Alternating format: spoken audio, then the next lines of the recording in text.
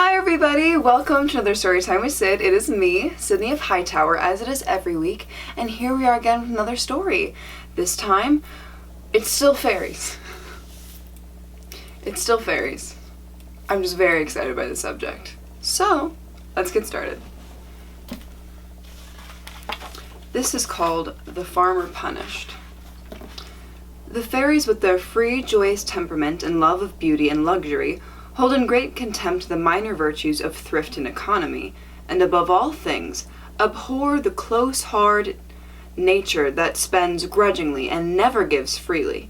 Indeed, they seem to hold it as their peculiar mission to punish such people, and make them suffer for the sins of the hard heart and the miserly hand, as may be seen by the following tale. A farmer once lived near Boyne, close to an old churchyard. He was very rich and had crops and cattle, but was so hard and avaricious that the people hated him. For his habit was to get up very early in the morning and go out to the fields to watch that no one took a cabbage or a turnip or got a cup of milk when the cows were being milked, for all of the love of God and the saints. One morning, as he was out as usual by sunrise, spying about the place, he heard a child crying bitterly. "Oh, mother, mother, I'm hungry. Give me something or I'll die." "Hush, darling," said the mother. "Though the hunger is on you, wait, for the farmer's cow will be milked presently, and I'll knock down the pail so the milk will be spilt on the ground, and you can drink your fill. For, as all know, the fairies have a right to what is spilt or falls on the ground." When the farmer heard this, he sent a stout man to watch the girl that milked, and to tie the cow's feet so she could not kick. So that time no milk was spilled upon the ground. Next morning he went out again by sunrise, and he heard the child crying more bitterly than before. "Mother, mother, I'm hungry. Give me to eat." "Wait, my child," said the mother. "The farmer's maid bakes cakes day to day, and I'll make the dish fall just so she's carrying them from the girdle, so we shall have plenty to eat this time." Then the farmer went home and locked up the meal and said, "No cake shall be baked today, not till the night." But the cry of the child was in his ears, and he could not rest. So early in the morning he was out again, and bitter was the cry of the child as he passed the copse. "Mother, mother," it said, "I've had no milk, I've had no cake. Let me lay down my head on your breast and die." "Wait," said the mother. "Someone will die before you, my darling. Let the old man look to his son, for he will be killed in battle before many days are over, and then the curse will be lifted from the poor, and we shall have food in plenty." But the farmer laughed. "There's no war in Ireland now," he said to himself. "How can then my son be killed in battle?"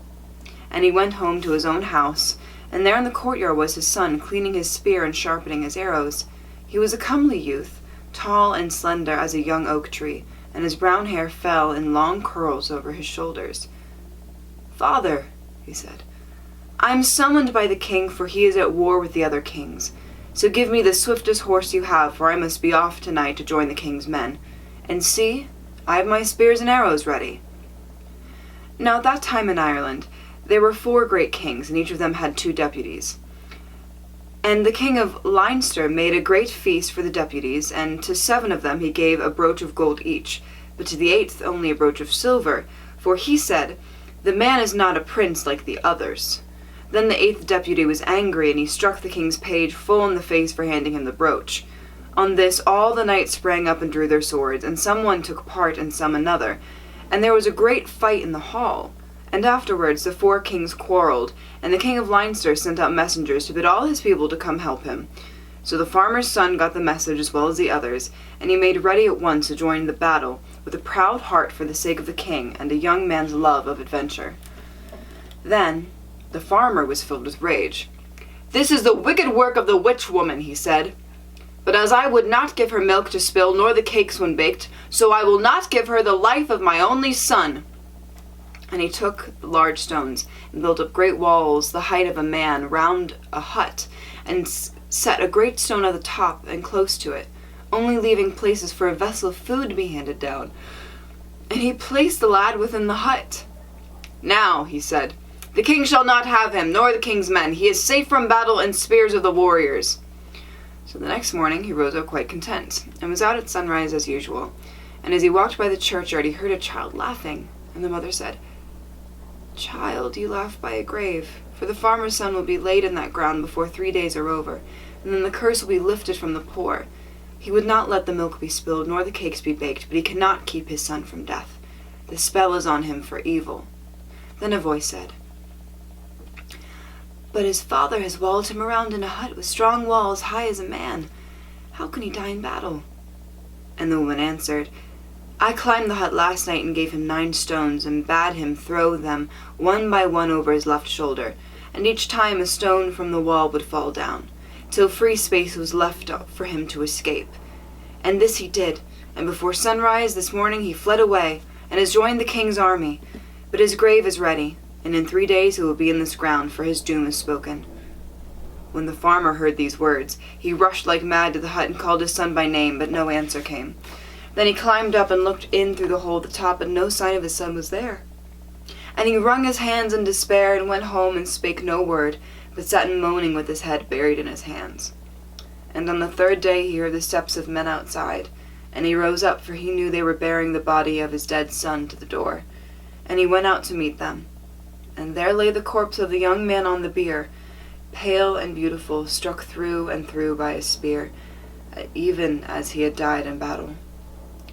And they laid him in the churchyard, just as the witch woman had foretold, while all the people wept, for the young man was noble to look upon, and for a good and upright spirit. But the father neither spoke nor wept. His mind was gone, and his heart was broken, and soon he lay down and died, unpitied by all, for he was hard and cruel in his life, and no man wept for him. And all the riches he had gathered by grinding down the poor melted away, and his race perished from the land, and his name was heard no more, and no blessing rest on his memory. And this was called The Farmer Punished.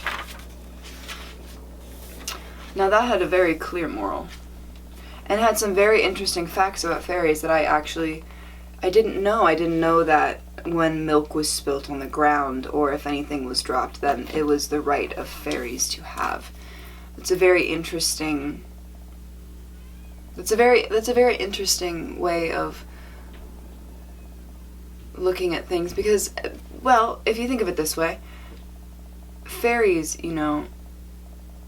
if you do not believe in them and you think they were made up by man, I suppose you can think of it in a way where human beings were trying to teach their children, or trying to teach themselves, not to eat up off the ground, because that could make you sick. And so they're like, "Oh no, don't eat that, that's for the fairies." Because I personally can't imagine eating food off of the ground. I prefer my food on a plate, or freshly picked. But it's also very interesting that even in old Ireland, the thought that of someone being miserly, or someone being greedy, or too scrupulous, was seen as a negative. Because I definitely think that that's seen nowadays as a negative very heavily.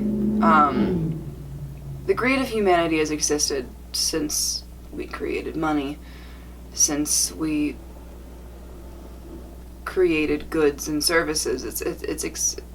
It's been around forever, So it's interesting seeing a very old story kind of illustrating why it does not behoove you to be greedy, because negative things fall upon you when you put the lives of others at risk. And I think that's a very, very good lesson to be learned. Whether or not it's true, I kind of wish it was. So, thank you so much for joining me for another story. I look forward to seeing you next week, and I hope that you're all staying happy, healthy, and safe. Thank you so much.